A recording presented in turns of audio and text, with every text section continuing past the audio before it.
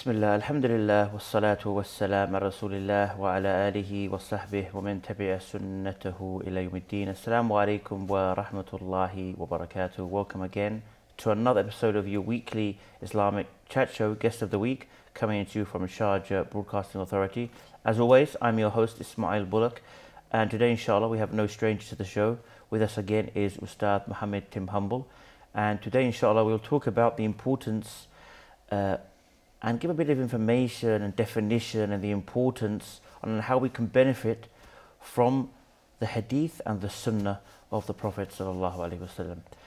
Assalamu alaikum. Wa alaikum assalam wa rahmatullahi wa barakatuh. Jazakallah khair for coming on again. Wa iyaakum, it's always a pleasure. Barakallah.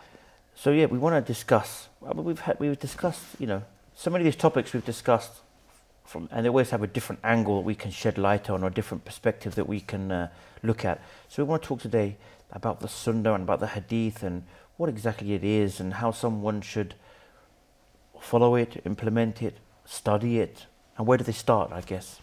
Yeah, I think it's a very important topic because a lot of the time when we discuss, and rightly so, we give precedence and importance to the Quran, to the tafsir, to the memorization of the Quran. However, when we look in the Quran, we find that the Quran commands us to follow the second source of revelation, which is the Sunnah of the Prophet sallallahu alaihi wasallam. And I think the first thing we should start with is by reminding everyone that the Sunnah is revelation. And that is in the statement of Allah Azza wa Jal, وَمَا يَنْطِقُ عَنِ الْهَوَىٰ إِنْ هُوَ إِلَّا وَحْيٌ يُوحَىٰ in Surah An-Najm. That he doesn't speak from his own desire. It is only a revelation which is revealed. So the Sunnah of the Prophet ﷺ is the second part of the revelation which was sent down by Allah Azza wa Jal. The first part being the Quran, and the second part of the revelation being, which is sometimes called the Hikmah, which is the Sunnah of the Prophet ﷺ. So it's very, very important that we don't neglect this second source of revelation, especially when we look at the Quran and we see that the Quran, generally speaking, is quite general and doesn't go into all of the details necessary to perform the acts of worship that you need in your life as a Muslim. And that's because the Quran is summarized and general in nature. So for example, the Quran says, وَأَقِيمُوا الصَّلَاةَ وَآتُوا الزَّكَاةَ, perform the prayer and give the zakah. But many details about how to perform prayer and how to give zakah are only found in the Sunnah of the Prophet ﷺ. And that doesn't take anything away from the Quran, because the Quran commands us to follow that Sunnah and includes it. And among the Sahaba radiallahu anhum who said this is Ibn Mas'ud radiallahu anhu and others who included the entire Sunnah of the Prophet ﷺ as though it was a part or an appendix of the Quran, because Allah Azza wa Jal said, وَمَا آتَاكُمُ الرَّسُولُ فَخُذُوهُ وَمَا نَهَاكُمْ عَنْهُ فَانْتَهُوا. Whatever the messenger gives you, take it, and whatever the messenger prohibits you from, abstain from it. And that means that the Quran is telling you, follow the Sunnah. And that's, as an example, Allah Azza wa Jal says, قُلْ أَطِيعُوا اللَّهَ وَالرَّسُولِ, say, obey Allah and the messenger. And Allah Azza wa Jalla says, يَا أَيُّهَا الَّذِينَ آمَنُوا أَطِيعُوا اللَّهَ وَأَطِيعُوا الرَّسُولَ وَأُولِي الْأَمْرِ مِنْكُمْ. O you who believe, obey Allah and obey His messenger and those in authority over you. So here we see that Allah Azza wa Jalla is commanding us to obey the messenger, to follow the messenger, to take what the messenger has given us. Allah Azza wa Jalla said, فَلْيَحْذَرِ الَّذِينَ يُخَالِفُونَ عَنْ أَمْرِهِ أَن تُصِيبَهُمْ فِتْنَةٌ أَوْ يُصِيبَهُمْ عَذَابٌ أَلِيمٌ. Let those who go against His command take a warning, lest they be afflicted by a trial or a painful punishment. These are just some of the examples of the ayat which command us or necessitate from us that we follow the Sunnah of the Prophet ﷺ. So one of the things that we find very, very important is that as Muslims, no matter how great our attachment is to the Quran and how much we love to recite it and to read it and study it, and that's perfectly as it should be, we also don't neglect the Sunnah of the Messenger of Allah sallallahu alaihi wasallam, and we don't neglect to study it also, to read it, to understand it, and also with regard to our children and our families, to encourage them to learn it as well. Because as we know, alhamdulillah, there are halaqat in almost every city in the world. You can't almost go to any city without finding a series of halaqat where children memorize the Quran and so on. But we rarely find the same children memorizing, for example, small ahadith and or important statements of the Prophet sallallahu alaihi wasallam. So I think it's very, very important. It's a really important topic to cover with. And of course, as you were saying that, despite the fact, as you mentioned, some of the verses, and so many, as we know, there's so many other verses that point to obeying Allah and obeying His Messenger. But unfortunately, there is some people out there who, unfortunately, and it sounds almost like, how can you define yourself as a Muslim but boycott the Sunnah or the Hadith? But there are a lot of people, unfortunately, especially as time goes on, I wouldn't say modern times, but to some extent, where people lose the attachment maybe to seeking authentic knowledge, that their intellect seems to play parts, and they start to say, well, this doesn't make sense to me. And before you know it, they deny Hadith completely, and they say it's only the Quran. So this is also, it is an important topic to touch upon. I think it's something that's been around for a very long time. It started probably in the time towards the end of the time of the Sahaba radiallahu anhum. They witnessed some of it, and later on it became more, and in modern times it became even more. And subhanallah, Allah Azza wa Jal said, فَلَا وَرَبِّكَ لَا يُؤْمِنُونَ حَتَّى يُحَكِّمُوكَ فِيمَا شَجَرَ بَيْنَهُمْ ثُمَّ لَا يَجِدُوا فِي أَنفُسِهِمْ حَرَجًا مِمَّا قَضَيْتَ وَيُسَلِّمُوا تَسْلِيمًا. By Allah, they do not believe until they make you a judge in everything they disagree over. Then they have no objection to what you judge among them with, and they submit with complete submission. It's not possible for a person to read the Quran and not to come away with the importance of the Sunnah of the Prophet sallallahu alaihi wasallam. It's just mentioned so frequently and so often in probably tens of different ways, different styles, whether it's a command to obey or a prohibition from going against it, or a command to judge in what differs between you using it, or Allah tells us that He sent down the Quran and He sent down the hikmah, and many ayat. It's not really possible for someone with an open mind and someone who is genuinely looking for the truth to go through the Quran and to say that it doesn't tell us to follow the Sunnah. However, what usually happens is desires get in the way. And because many, if not most, of the details of the ibadat are found within the Sunnah, what a lot of people do when they get attached to desires and doing things that they shouldn't be, and they crave that, is they look for something that will remove some of the regulations and rules from Islam. And there's no doubt, if you take the Sunnah away, you are left with general commands that can be interpreted in many different ways and made, sort of twisted to many different mistaken ideologies and such things. So it's very important that a person with an open mind who looks in the Quran takes from that we are commanded to follow the Sunnah.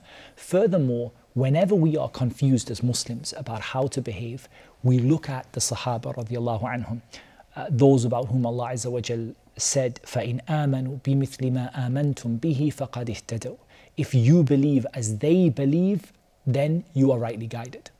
And so when we look at the Quran and we look at the role of the Sahaba, and then we look at the life of the Sahaba and how they behaved, we see their attachment to the Sunnah, and that for them the Sunnah was on a level in terms of the level of proof and needing to act upon it, that they took that as the second source of revelation, and that's how they behaved.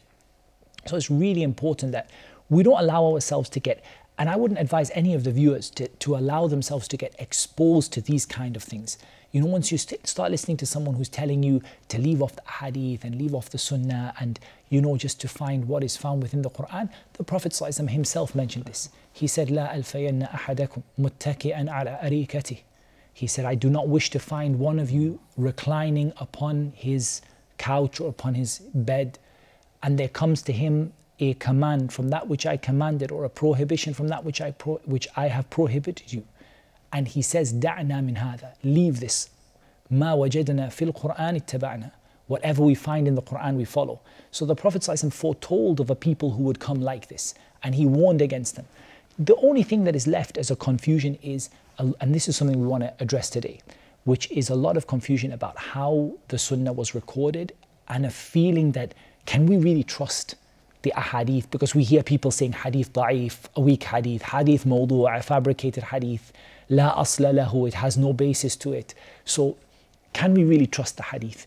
And I feel that is an important question, and anyone who studies it well and studies it from people who are specialized in it, they'll come across the conclusion, and they'll come to the conclusion that the hadith are absolutely and completely reliable.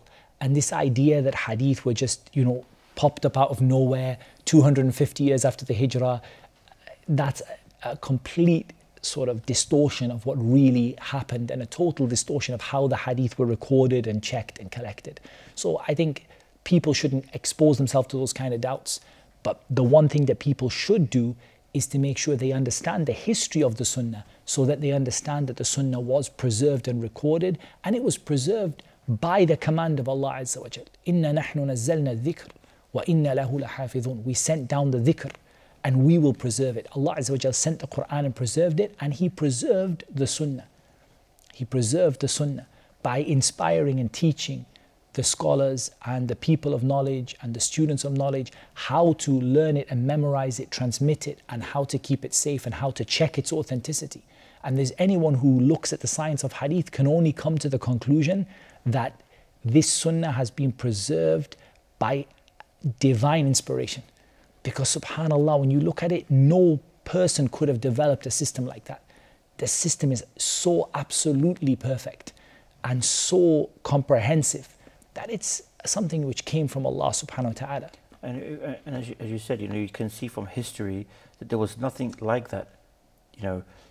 How you had these chains of narration. There was nothing comparable from any other kind of civilizations or other groups of people that had anything close to this chains of narrations and this tracing it back to the Prophet. It didn't exist with any other prophet or any other so-called prophet or holy man. It just didn't exist. Absolutely. I think if we look, first of all, just to sort of step back a couple of steps, just for everybody to understand what the sunnah is and what a hadith is, because this maybe is something that not everybody is totally familiar with. We hear the words, but we might hear it used lots of different ways. So the general meaning of the word sunnah is I'll just, before we go into that, because it's going to be a very nice description, we'll just take a short break.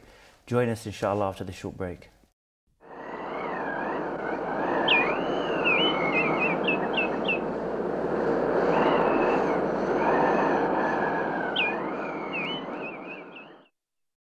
Assalamu alaikum and welcome back.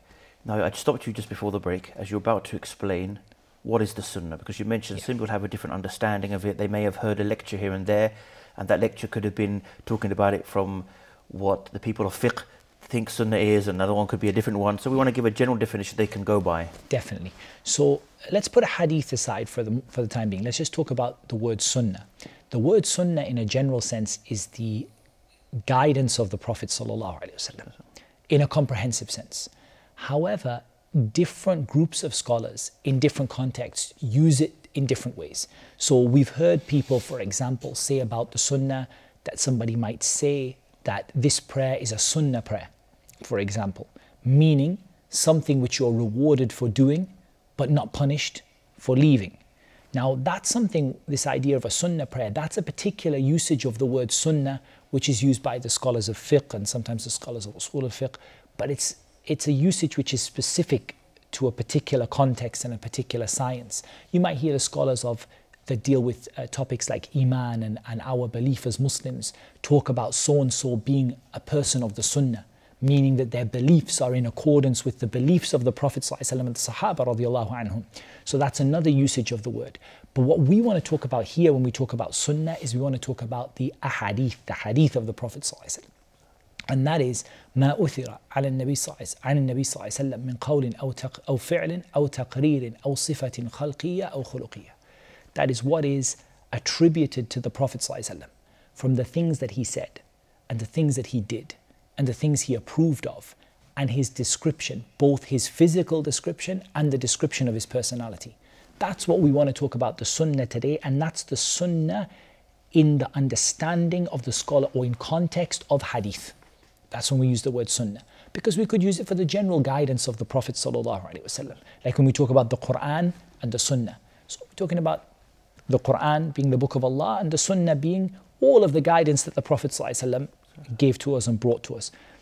However, when we're talking about today, we're going to talk about sunnah in the context of hadith, which is something attributed to the Prophet ﷺ, whether something he said or something he did, something he approved of, or a description either of him physically or his personality. I have a question before we go into that, and maybe you would have touched upon it at some stage. When it comes to following the sunnah, and maybe I'm, jumping into the topic. No, by all means.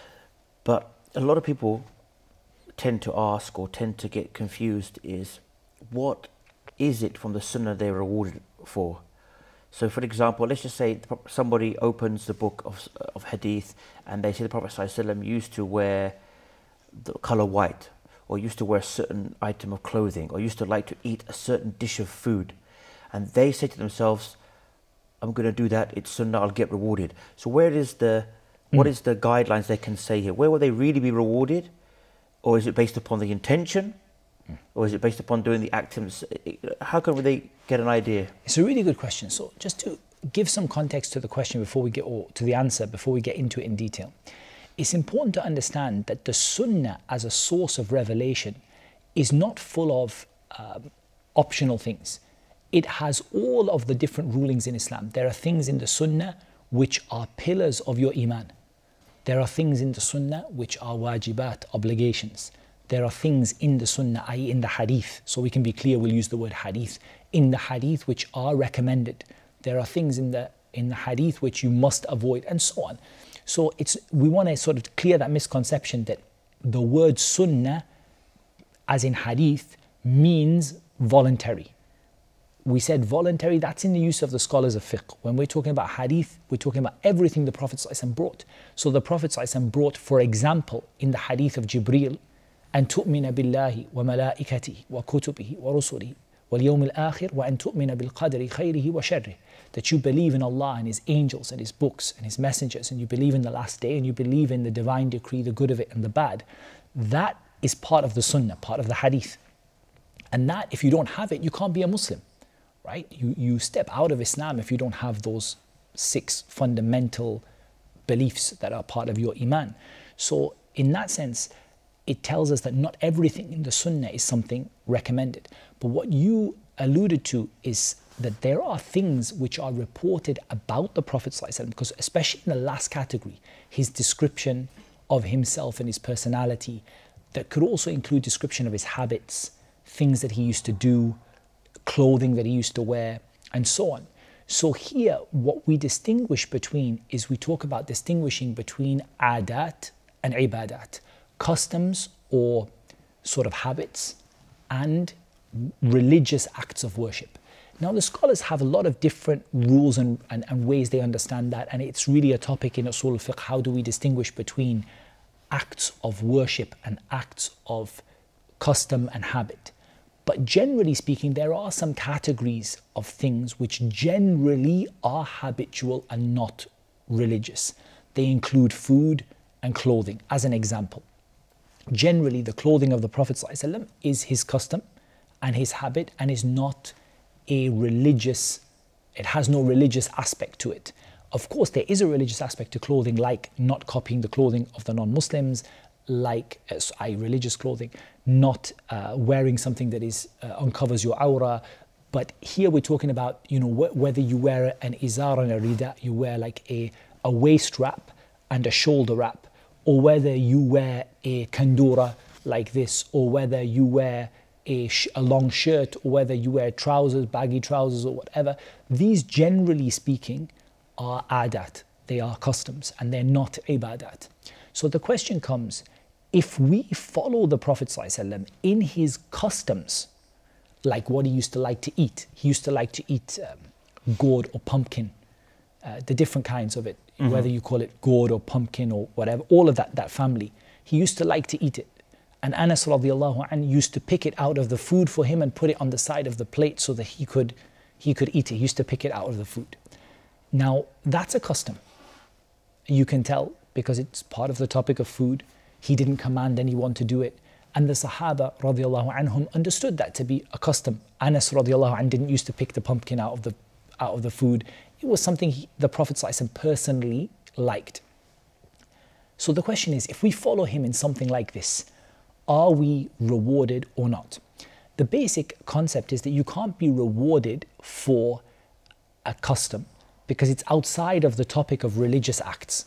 However, you can be rewarded for the love of the Prophet ﷺ that caused you to follow him even in his customs. So for example, if somebody asks you, why are you eating this, gourd or pumpkin and you're taking it out of the food? You say, Wallah, I heard the Prophet ﷺ did it and I know it's one of his customs. I know it's not a religious thing, but I love him so much that I just want to even copy what he eats. Yeah, and we see that with other people, don't we? We see that with people these days when they hear that their favourite footballer or their favourite Hollywood star, they all of a sudden start eating a certain food or chocolate because of the love, unfortunately, the over-the-top love they have for this so-called celebrity. So again, you're rewarded for that love, but you're not rewarded for the specific action itself, because the action itself is outside of religious topics. It's a matter of custom only. Mm-hmm. It's a matter of what the Prophet ﷺ did as a personal taste. Mm-hmm. And sometimes the Prophet ﷺ clearly explained this. So he was once given a kind of desert, like a kind of a lizard, like a desert, particular. Yeah, it's a kind of a particular desert type lizard kind of thing. It's a particular kind. And he ﷺ didn't eat it. And of course the Sahaba instantly wouldn't eat it because that was their habit. If they saw him doing something, they wouldn't eat it. But he explained to them that it's not haram. However, it wasn't his people's traditional food. It wasn't eaten by his people, his tribe or his people. They didn't used to eat it and he didn't really like it. So he didn't eat it. So this is clearly explained to us that there are certain things that he did which were habits and customs as he's a human being, sallallahu alaihi wasallam, and those habits and customs, if you do it out of love, you can get rewarded for that love, because loving the Prophet sallallahu alaihi wasallam is a part of the religion and it is a religious obligation and a duty. And we know that because Allah subhanahu wa ta'ala told us in the Quran, قُلْ إِن كُنْتُمْ تُحِبُّونَ اللَّهَ فَاتَّبِعُونِ يُحْبِبْكُمُ اللَّهُ وَيَغْفِرْ لَكُمْ ذُنُوبَكُمْ. And the Prophet sallallahu alaihi wasallam, he said, لَا يُؤْمِنُ أَحَدُكُمْ حَتَّى أَكُونَ أَحَبَّ إِلَيْهِ مِنْ وَالِدِهِ وَوَلَدِهِ وَالنَّاسِ أَجْمَعِينَ. That none of you truly believe until I'm more beloved to him than his parents and his children and all of mankind. So loving the Prophet ﷺ is an element of religious and a religious obligation. Yeah. So obviously, before I inserted that into the discussion, you're about to go into start explaining more in detail the Hadith and how they were compiled and how what are Hadith actually. So I think this is really important because, as we said, it gives the Muslim confidence to know that their religion has been preserved. And it's not a topic we can finish in 5 minutes here, but just to give people an idea.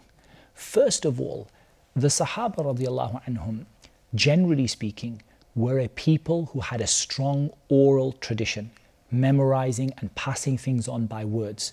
They were not, by and large, great writers. And that's when people say, like, for example, well, why weren't all of the Sahaba writing down Hadith like Quran? The reality is that there were not many of the Sahaba radiallahu anhum who excelled at writing, but they excelled at memorization and transmission. There were Sahaba who wrote down Hadith. From the Sahaba who wrote down Hadith is Abdullah ibn Amr ibn al-As radiallahu anhuma. And Abu Hurairah, he said that I have the most hadith, or I've transmitted the most hadith, except for Abdullah ibn Amr ibn al-As, because he used to write them down and I didn't used to write them down. So Abu Hurairah, he used to memorize them, and it's said that he used to spend a portion of his night memorizing hadith.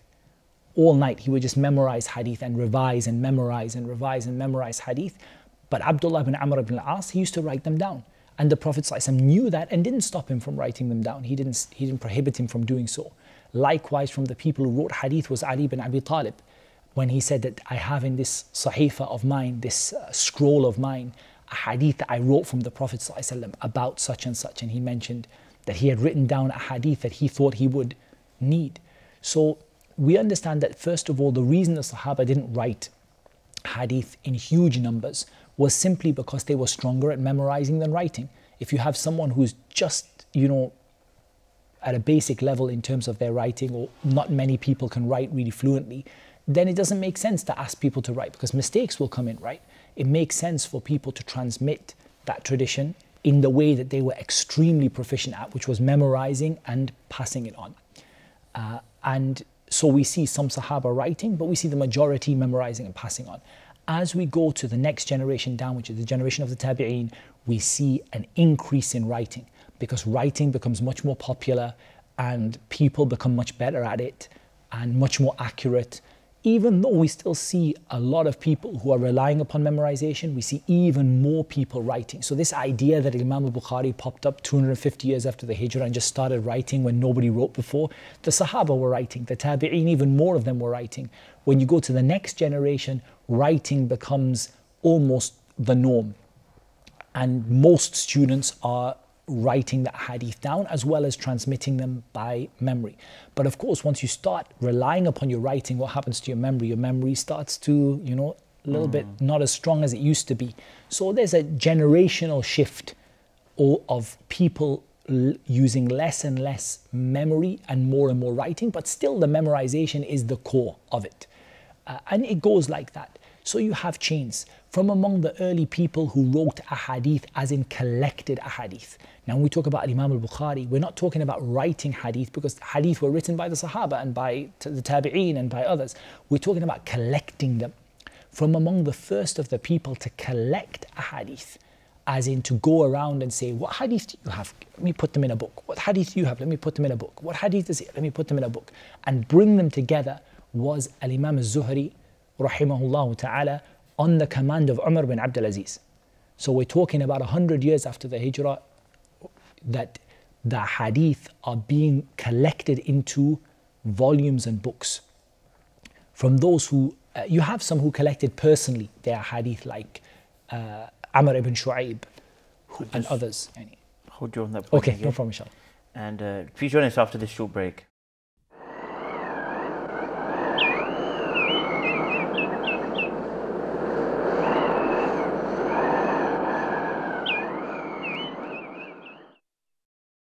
Assalamu alaikum and welcome back.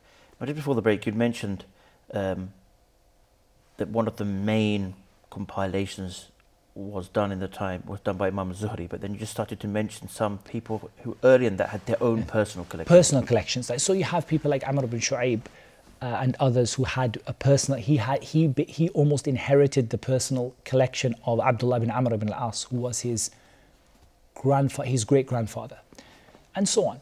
But by the time you're getting to the time of the likes of Imam al-Zuhri, and now we're going into 100 to 150 years, by the time you reach 170 years after the Hijrah, collecting ahadith has become more and more common, and people are starting to gather not just their own hadith, but other people's hadith and put them into masanid. You have the likes of the Muwatta of Imam Malik and others coming around that time.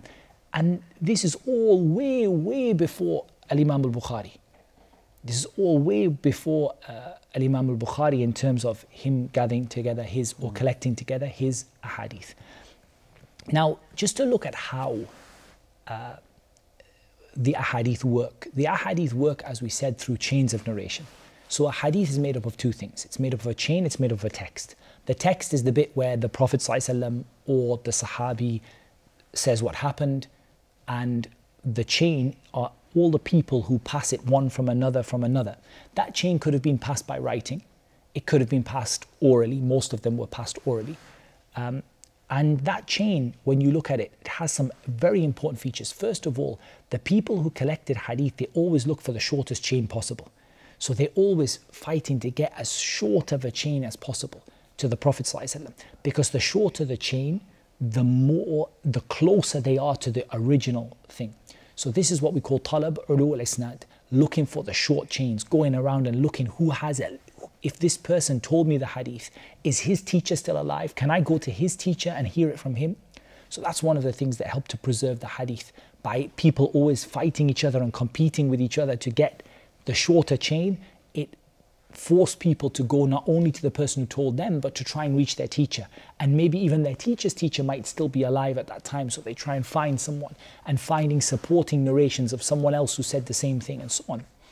But something I just wanted to finish with when we talk about how it was preserved is how each individual narrator in that chain was checked and tested. And this checking and testing started from the Sahaba radiallahu anhu. And I give you an example from Aisha radiallahu anha. She heard that Abdullah ibn Amr ibn al-As radiallahu anhuma was coming from Egypt to Hajj or Umrah. I believe Hajj.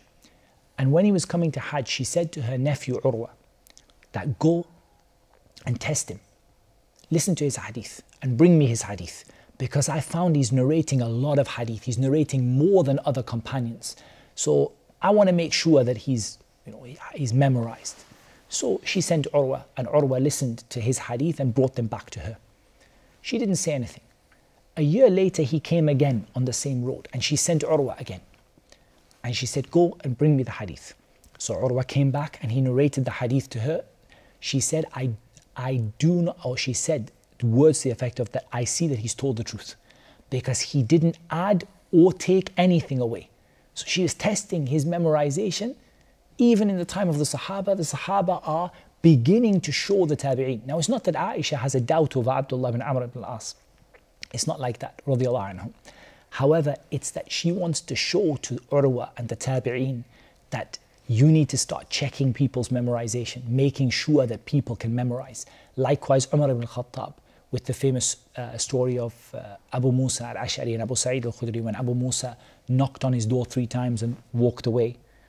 And obviously Umar came out and he was angry and he said, what made you do this? And he said, a hadith I heard from the Prophet ﷺ. And Umar said, you're going to bring me a witness for this hadith, or I'm going to do this and that to you. So he went looking for a witness and he brought Abu Sa'id al-Khudri. In some of the narrations, Umar says, I didn't accuse you of lying. I never thought you lied, but I wanted the people to know the severity of the hadith, that this is a serious thing. So be willing to bring support, be willing to prove what you said is true. And so the Sahaba were even setting that system up. By the time you get to the generations after that, the system is so well set up. You have checks on religiousness, or sort of how religious a person is, their conduct was, and their conduct, whether they told the truth, whether they lied before. You have that famous story of Imam al-Bukhari, who found a man who was lying to his animal. Effectively, he was pretending to have something in his hand and he was telling the animal to come. And Imam al-Bukhari wouldn't take hadith from him. He wouldn't accept any hadith from him, because if he lied to the animal, there's a potential that man might have one time lied about a hadith. So look at how precise and how careful they were. And then you look at checking the memorization. They knew so much about each narrator. They even knew which of the teachers the narrator was reliable with and which he wasn't, and which of his students were the most reliable about that particular teacher. And then they would cross-check. So one student with another student. Okay, we have a teacher who said something. We have 2 students. Did they both say the same thing, or did they differ? Who narrated it from, who else apart from that teacher said the same thing? And so many checks and balances.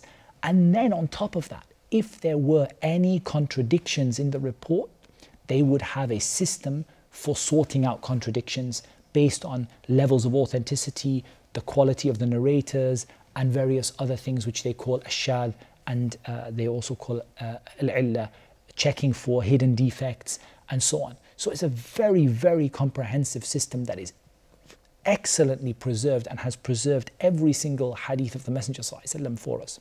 I mean, even to the aspect, isn't it, that the case that you may have somebody who was a narrator in a particular hadith, where he was very pious, very religious, very trustworthy, very truthful, but he was known to be forgetful. So then this would cause an issue with the hadith there. Then his hadith wouldn't be taken without a supporting narration. See, it was they're very, as you said, they're very strict. It's not very like strict. Many people paint this picture that it was very willy-nilly, but it's far from that. No, Imam Malik used to go into the masjid in Medina and say, I see all of these people who are from the most religious of the people of our time, but I won't take their hadith because they're not from the people of hadith. They're not one of the people who is known for memorizing and has been tested. And you have the likes of Imam al-Bukhari, if you want to show how people tested people's memorization. And when he went into to Iraq, into Baghdad, and when they tested him with 100 weak hadith, completely mixed up, and he not only corrected them, he memorized the mistake. He memorized the 100 errors and then replayed those 100 errors instantly from his memory and then corrected them from his memory. That's the kind of people, the level of memorization that we're dealing with. We're not dealing with someone who's memorized, just the Quran or we're talking about people who their memory was absolutely flawless. And still, if there's any time when one of them made a mistake, straight away it's brought out that even though he's an imam and even though he's known for his memory, here he went against this and this and this, and here his narration doesn't go with that. So it's a very, very comprehensive system, and of course it's way too complicated to talk about here, but just to give people confidence that the Sunnah has been preserved. So what I think would be really good to talk about now is just how to access the Sunnah, right? Because a lot of people hear, okay, Sunnah preserved, does that mean every hadith we can just take it?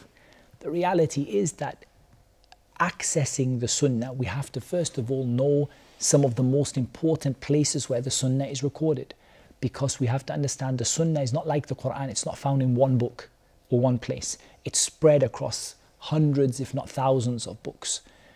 However, there are some which are more important than others. So the first thing that I would advise to all the viewers is to start with Sahih al-Bukhari and Sahih Muslim for two reasons. Number one, they're very accessible, very easy to find, available in multiple languages. And of course, they are agreed by the Ummah as a whole to be authentic. And that means every hadith you find in Bukhari and Muslim, you can trust that that hadith came from the Prophet ﷺ. And that's a feature not present in most of the books of hadith. Most of the books of hadith are not 100% authentic. They are a mixture of whatever was available to the teacher at their time or the author at their time. The author didn't necessarily have access to only authentic hadith. He simply said, look, it's not my job to judge that, because there may be supporting narrations, someone else might have an authentic version. I'm just going to give you what I have. Here it is. This is what I've memorized. And so it's up to other people to go through and say, okay, I've compared all of these collections and this is authentic and this isn't, and so on. But the difference in Bukhari and Muslim is that all of the hadith are authentic. So it's a really good resource to have. I believe everybody should have at least a summary of Bukhari and Muslim in their house. They're very easy to get hold of in the English language, in other languages as well. So it's something that people should have and people should read through. That doesn't mean that you don't need a scholar or you don't need someone to help you understand. Reality is, even the Quran, you can't just open and pick an ayah and then start, coming up with fatwa and ideas and saying this is halal, this is haram. You still have to ask, right? But just like we read the Quran, we should also give some time aside to reading the Sunnah. And definitely Sahih al-Bukhari and Sahih Muslim would be two excellent places to start. But not only that, also we could talk about just getting started for Sahih al-Bukhari is a complicated book, right? It's not easy to dive into. So are there books which are simpler than that? So I would suggest that when studying hadith, the very first book that anyone should study is the 40 hadith of Imam al-Nawawi, rahimahullah ta'ala. Now this is not a classical collection, it's not a primary collection. When we say a primary collection, we mean it's not a source of the Sunnah. It's actually, he went to the collections like Bukhari and Muslim and others, and from those collections, he selected a hadith. So it's a secondary source, not a primary source, but it's 42 hadith. Ibn Rajab added 8 more, so it's 50 in total. And those 50 hadith are the 50 most important hadith in the religion of Islam. Easy to read, easy to understand, and plenty of explanations out there, YouTube and all the rest. So I think the 40 hadith of Imam al-Nawawi is a great place to start with children as well. It's a great place for children to start. I would also recommend by the same author, Riyadh al-Salihin by Imam al-Nawawi. Beautiful book, very easy to read. Again, it's not a primary source. That means it doesn't go from there with a chain to the Prophet ﷺ. Instead, it's from there to a famous collection, and the collection is where you find all the chains and what have you. But Riyadh al-Salihin, definitely very, very beautiful book, encourages you to do good deeds, It gives you motivation, and also it gives you some of the beautiful etiquettes and the sort of the beautiful sort of heart softeners and things like that within Islam. So that's a beautiful thing to start with as well for children also. I think going on from there, we would tell people to start with Ahadith al-Ahkam. So after you've done the 40 Hadith of Imam Nawawi, and maybe you've been through Riyadh al-Salihin, to start a book which relates to the rulings of Islam.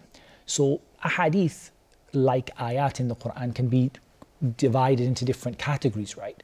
So in Hadith, there are some Hadith that deal with tafsir, some Hadith deal with seerah, some Hadith deal with heart softness, some Hadith deal with stories of the prophets, some Hadith deal with rulings, what's halal and what's haram. And those are called Ahadith al-Ahkam, the Hadith of rulings. Probably the most famous book on that topic is something like Bulugh al-Maram by Al-Hafidh Ibn Hajar, rahimahullah ta'ala, or perhaps something like Umdatul Ahkam. All of these are available in English, widely available. Bulugh al-Maram with the same title by Al-Hafidh Ibn Hajar. You can get the book, it's widely available with commentary, little explanations and the footnotes and things like that. So it's a very easy book again, and I have an explanation of that one too. So these are things that it's easy for people to start that way. And then you build your way up. Probably after you finished a book on the rulings of Hadith, you would probably go into something like Al-Lu'lu' wal-Marjan, which is called the Pearls and the Corals. And it's a collection of all of the Hadith which Bukhari and Muslim agreed upon together. So both Bukhari narrated it in his Sahih and Muslim in his Sahih. So it's a little kind of summary book. And then again to Bukhari itself and Muslim itself. So these are just a few books you can build up your little library of the Sunnah. The 40 Hadith of Imam Nawawi, Riyadh al-Salihin, a book relating to rulings of Hadith like Bulugh al-Maram, for example, or Umdatul Ahkam. And then maybe the Pearls and the Corals, Al-Lu'lu' wal-Marjan. And then a copy of Bukhari and a copy of Muslim.